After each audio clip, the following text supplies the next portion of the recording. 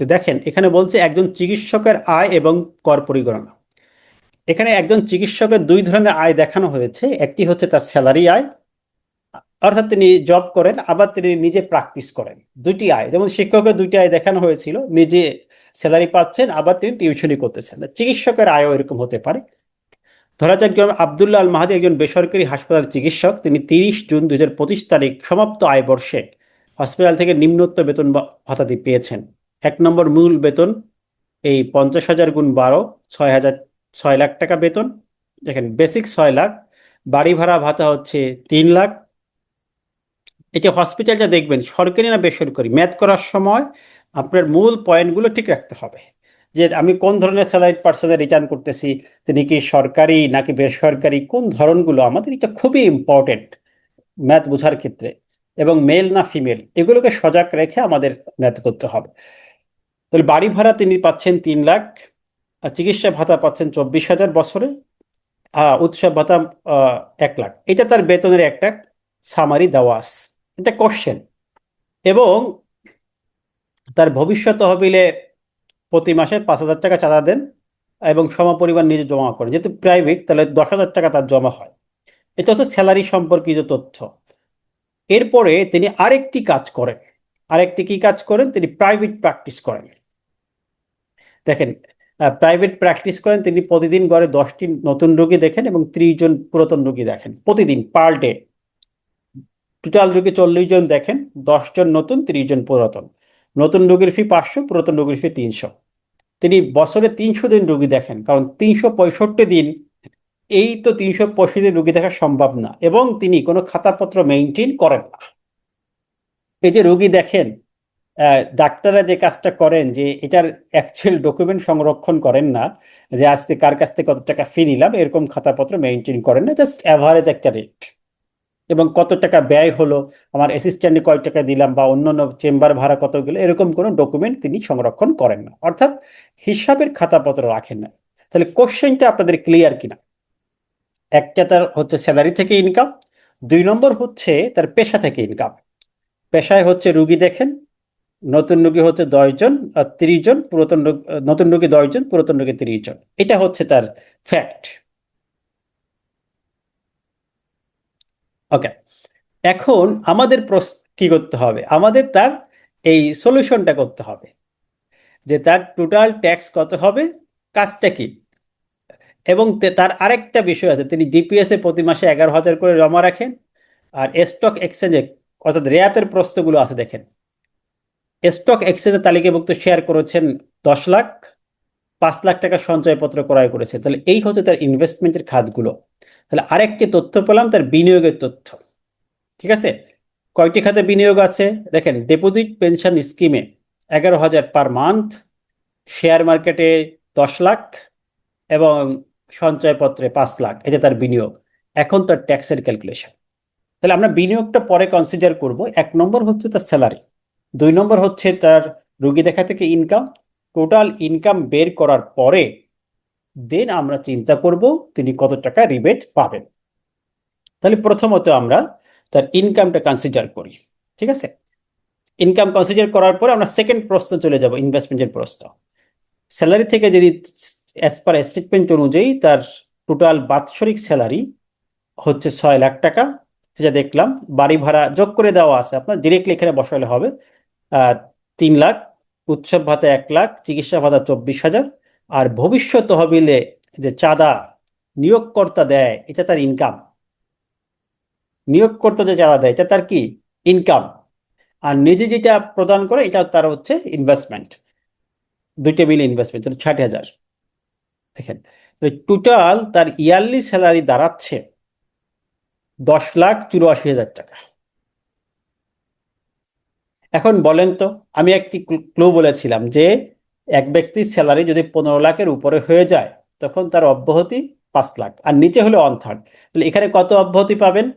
এখানে পাবেন এই 10 লাখের 1/3, তাহলে 3,61,333 টাকা অব্যাহতি। আর করযোগ্য হচ্ছে, যার উপর ট্যাক্স দিবেন, 7,22,667 টাকা। প্রথমে আমরা কি করলাম, তার স্যালারিগুলোকে যোগ করলাম বেসরকারি হওয়ার কারণে। এক নম্বর কাজ হচ্ছে তার টোটাল পার্টিকুলার্সগুলো, স্যালারিতে যা যা আছে সেগুলোকে যোগ করা। তা আমরা স্যালারিতে যোগ করলাম তার মূল বেতন, বাড়ি ভাড়া, উৎসব ভাতা, চিকিৎসা ভাতা, ভবিষ্যৎ তহবিলে যে আহ, নিয়োগকর্তা দিয়েছেন 5,000, বলা আছে যে নিয়োগকর্তা 5,000 টাকা প্রতি মাসে ভবিষ্যৎ তহবিলে তিনি দিচ্ছেন। এগুলোকে যোগ করার পরে আমাদের টোটাল চাকরি থেকে যে আয়ের পরিমাণ দাঁড়ালো এটা হচ্ছে 10,84,000 টাকা। সেখান থেকে কতটুকু অব্যাহতি পাবো? স্যালারি সার্টিফিকেট অনুযায়ী 1/3, যেহেতু তার স্যালারি 10,84,000 অর্থাৎ 15 লাখের নিচে, তাহলে এখান থেকে 1/3 অব্যাহতি হলে 3,61,333 টাকা এক্সামশন সুবিধা পাবো। বাকিটা হচ্ছে করযোগ্য, বাকি করযোগ্য 7,22,667 টাকা।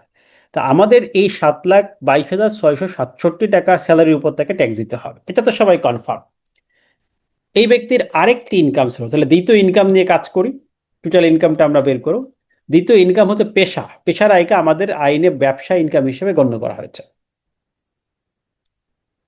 তা যে কোনো পেশা যদি হিসাব সংরক্ষণ না করে বা ব্যবসা, সেক্ষেত্রে নিয়ম হচ্ছে যা যা আয় হবে সেখান থেকে 1/3 খরচ বাদ দিবেন। তাহলে তার আয় হয়েছে কত? নতুন রোগী 10টা দেখেন, 300 দিন 500 করে, টোটাল 15,000, অর্থাৎ প্রতিদিন পাচ্ছেন হচ্ছে, দেখেন 10টা রোগীর থেকে তিনি 500 করে নিচ্ছেন, তাহলে প্রতিদিন হচ্ছে 5,000 গুণ হচ্ছে আপনার 300, টোটাল তিনি 15 লাখ টাকা এখানে ইনকাম করছেন, অর্থাৎ ফিস প্রাপ্ত গ্রস রিসিট। আর পুরাতন রোগী 30টা দেখেন 300 করে, প্রতিদিন 9,000, তাহলে 300 দিন দেখেন, খেয়াল করেন 300 ডেজ, এই 300 ডেজ হওয়ার কারণে সেখানে হচ্ছে 27 লাখ টাকা টোটাল রিসিপ্ট। তাহলে এই ডক্টর যিনি আছেন তিনি রোগী দেখে সারা বছরে 42 লাখ টাকা তিনি প্রাপ্ত, তার প্রাপ্তি, মোট প্রাপ্তি, রোগীর যে ফি আছে, যে কনসালটেন্সি ফি প্রদান করেন, এটা সমষ্টি 12 মাসে হচ্ছে 42 লাখ টাকা। তাহলে আমরা দেখলাম 12 মাসে তিনি 42 লাখ টাকা প্রাপ্ত হচ্ছেন। এই 42 লাখ টাকার মধ্যে আইন অনুযায়ী তিনি 1/3, এই 42 লাখ টাকা, যেহেতু আইন কি বলছে হিসাব সংরক্ষণ করে না, এই হিসাব সংরক্ষণ না করার কারণে, এটা আপনি মনে রাখেন, দাবিকৃত খরচ যদি হিসাব সংরক্ষণ না করে তাহলে এই প্রাপ্তির 1/3 বাদ যাবে। কত বাদ যাবে? আমাদের তো এখানে খরচ বাদ দিয়ে নিটাই বের করতে হবে বিজনেস থেকে। যদি কোনো ব্যবসায়ী, এই ডক্টর যে কোনো পেশাকে, বিজনেসের আমরা যখন সংজ্ঞা পড়েছিলাম 3 নম্বর পয়েন্টে ছিল যে যে কোনো পেশা বা বৃত্তি এটা হলো বিজনেস। তাহলে আমরা একটা পেশাকেও কি বলি? ব্যবসা বলি। তাহলে এই পেশা থেকে আমরা যে খরচ বাদ দেব এটা হচ্ছে গ্রস প্রাপ্তির 1/3। তাহলে 1/3 যদি আমরা খরচ বাদ দিয়ে দেই, 42 লাখ টাকা থেকে 14 লাখ টাকা খরচ বাদ দিলাম, বাকি থাকে আমাদের 28 লাখ টাকা। এই 28 লাখ টাকা যদি আমরা বাদ দেই, সরি 28 লাখ টাকা আমাদের কি হয়? ইনকাম হয়। 42 লাখ থেকে 14 লাখ বাদ দিলাম, আর ইনকাম থাকে 28 লাখ টাকা। ওকে, এটা হলো আমাদের 28 লাখ টাকা কিস থেকে ইনকাম? ব্যবসা থেকে ইনকাম। আর 7 লাখ টাকা হচ্ছে স্যালারি থেকে ইনকাম। টোটাল আমাদের ইনকামের পরিমাণ দাঁড়াচ্ছে, খেয়াল করেন, 7 আর 28, এই দুটো যোগ করেন, যোগ করলে আমাদের টোটাল ইনকাম দাঁড়াচ্ছে 35,22,667 টাকা। 8 আর 7 15, অর্থাৎ 35,22,667 টাকা। এটাকে আমরা সবাই বুঝতে পারছি কিনা?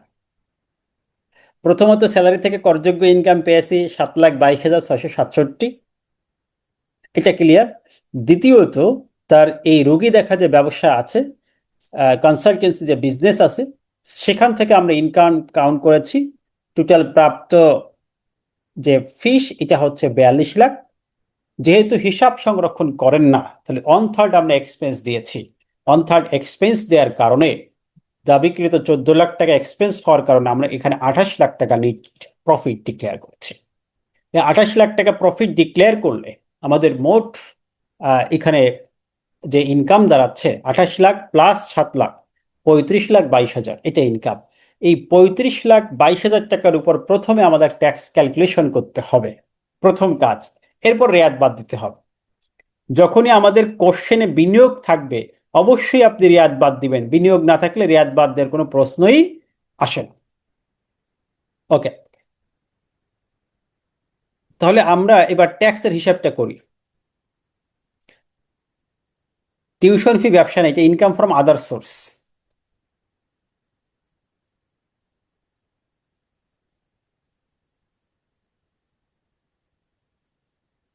হিসাবপত্র খাতা রাখলে তখন আমাদের লেখা থাকতো তিনি এই খরচ করেছেন, খরচ লেখা থাকলো, সেই খরচটা আমরা উল্লেখ করতাম। হিসাব রাখলে মনে রাখেন, যদি তিনি হিসাব রাখেন তাহলে যে খরচ তার ডকুমেন্টারি অ্যাকাউন্টস যা বলে সেই খরচ অ্যালাউ হবে, হিসাব না রাখলে অনথট। এটা একদম সিম্পল নিয়ম। হিসাব রাখলে অ্যাজ পার অ্যাকাউন্টস, হিসাব না থাকলে অনথট।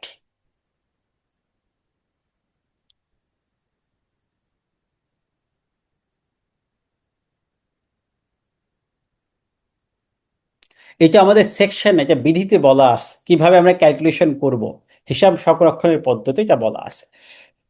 ওকে, এখন আমাদের এখানে প্রথম 3.5 লাখ টাকা পুরুষ হিসেবে শূন্য, পরবর্তী 1 লাখে 5% অ্যাজ পার ক্যালকুলেশন। আমরা এই যে টোটাল 35 লাখের হিসাবটা করতেছি, তাহলে 35 লাখ আমাদের আহ, আহ, হিসাব কিভাবে করব? পরবর্তী 1 লাখে 5% 4.5 লাখ, 8.5 লাখে আমাদের 45,000, 13.5 লাখে 75,000, 1 লাখ, সরি এখানে পরবর্তী 5 লাখে 75,000, টোটাল হচ্ছে 1,20,000। এর পরবর্তী 5 লাখ, তার মানে 18,50,000 আমাদের ট্যাক্স হচ্ছে এখানে, আর 1 লাখ, টোটাল 2,20,000। আর বাকি থাকে আমাদের 16,72,667, এটার উপর 25% রেটে 4,18,167 টাকা। দেখেন এই ট্যাক্স রেট তো আমরা জানি, এই ট্যাক্স রেট গত ক্লাসে আমরা রিপিট হয়েছে, যতবার আপনি ক্যালকুলেশন করবেন এই রেট, আপনার 6,38,167 টাকা আপনার ট্যাক্স এসেছে, কর এসেছে। তাহলে কর আমরা পেয়ে গিয়েছি। এখন থেকে আমাদের কাজ কি, যে এখান থেকে তিনি কয় টাকা রিবেট পাবেন, ছাড় পাবেন। তো কয় টাকা রিবেট পাবেন? এক্ষেত্রে আমরা তার বিনিয়োগ দেখব। দেখেন বিনিয়োগগুলো আমাদের কনসিডার করতে হবে। কর রেয়াতের জন্য তার বিনিয়োগ কত, বিনিয়োগগুলো আগে যোগ করি। দেখেন এই যা শিখেছি আমরা সব রিপিট হচ্ছে। এই রেয়াত ক্যালকুলেশন শুধুমাত্র আয়ের ক্ষেত্রে, ইনকাম বের করা ভিন্ন। তিনি ভবিষ্যৎ তহবিলের নিজের নিয়োগকর্তা দুইজনে চাঁদা দিয়েছেন 5-5 10,000 করে, 12 মাসে 1,20,000 টাকা। এখানে লেখা ছিল নিয়োগকর্তা 5,000, তিনি সমপরিমাণ অর্থ জমা দিয়েছেন, তাহলে দুইজনের ইনভেস্টমেন্টটাই বিনিয়োগ হিসেবে কাউন্ট হয়। তাহলে 5,000 গুণ 2 গুণ 12, 1,20,000। আর ডিপিএস এ জমা দিয়েছেন মাসে 11,000 করে, 12 মাসে 1,32,000। কিন্তু আমাদের ডিপিএস একটা লিমিট ছিল, রেয়াতের জন্য সর্বোচ্চ লিমিট ছিল কত টাকা বলতে পারবেন? সর্বোচ্চ লিমিট হচ্ছে 1,20,000। ওকে, সঞ্চয়পত্রে 5 লাখ লিমিটের মধ্যে আছে, 6 লাখ হলেও 5 লাখ বসতো, কারণ সঞ্চয়পত্রের লিমিট হচ্ছে 5 লাখ। শেয়ার বাজারে কোনো বিনিয়োগ নাই, লিমিট নাই। তাহলে এখানে 10 লাখ, টোটাল আমাদের বিনিয়োগ হচ্ছে 15, আর হচ্ছে 2,40,000, 17,40,000 টাকা আমাদের টোটাল বিনিয়োগ। তাহলে এই ব্যক্তির টোটাল বিনিয়োগ আমরা কনসিডার করব অ্যাজ পার ল অনুযায়ী 17,40,000। দেখেন এখানে একটা লিমিটের বাইরে চলে গেছে, যেমন এখানে বিনিয়োগ 1,32,000 হয়েছে, কিন্তু আমাদের সর্বোচ্চ বিনিয়োগ ছিল, আইন অনুযায়ী লিমিট ছিল হচ্ছে 1,32,000। তাহলে এটার বেশি তো আমরা নিতে পারবো না, সুযোগ নাই আইনে। এজন্য আমরা 1,32,000 না নিয়ে আমাদের 1,20,000 নিতে হয়েছে, কারণ লিমিট হচ্ছে 1,20,000। এটা নিঃসন্দেহে বুঝতে পেরেছেন, এটা আমরা আগেও বলেছি যে ডিপিএস এর ক্ষেত্রে সর্বোচ্চ লিমিট আমাদের 1,20,000 টাকা। এটা আমাদের মনে রাখতে হবে, এটা মনে না রাখার কোনো ওয়ে নাই। ওকে, তাহলে আমরা এই প্রকৃত বিনিয়োগ পেয়ে যাচ্ছি 17,40,000। এটা হচ্ছে আমাদের টোটাল ইনভেস্টমেন্ট। এখন হচ্ছে আমাদের ট্যাক্সের ক্যালকুলেশন, রেয়াত কত হবে, করদায় কত হবে। তাহলে আমাদের রেয়াত কত দেখেন, খেয়াল করেন। ম্যাথ কিন্তু খুবই সহজ, আপনি যদি একবার বুঝে যান, খুবই ইন্টারেস্টিং। তাহলে এই যে 17,40,000, এটার 15% নেবেন, 2,61,000, আর তার যে ইনকাম, যার উপর ট্যাক্স ক্যালকুলেশন করেছি, 35,22,667 টাকা, এটা নেবেন 3%। এটা 3% নিলে আপনার 1,05,000, আর সর্বোচ্চ 10 লাখ, তাহলে আমরা রেয়াত পাবো তিনটার মধ্যে যেটা কম, অর্থাৎ আমাদের ট্যাক্স রিবেট হবে এই তিনটি অ্যামাউন্টের মধ্যে সব থেকে লেজার অ্যামাউন্ট, অর্থাৎ 1,05,680 টাকা আমাদের ট্যাক্স রিবেট হবে। তাহলে আমাদের মোট কর দায় ছিল 6,38,167, সেখান থেকে 1,05,680 আমরা রিবেট পাবো। বাকি প্রদেয় কর হবে মিস্টার মাহাদির 5,32,487 টাকা। এই হচ্ছে আমাদের টোটাল ক্যালকুলেশনটা। তাহলে আমাদের রিবেট বের করলাম, প্রথমে ট্যাক্স বের করলাম, রিবেট বের করলাম, ট্যাক্স থেকে রিবেট মাইনাস করলে আমাদের প্রদেয় কর বের হয়ে যায়। ঠিক আছে, আপনাদের প্রশ্ন যদি একটু স্ট্যান্ডার্ড মানের হয় এই ধরনের প্রশ্ন আসবে।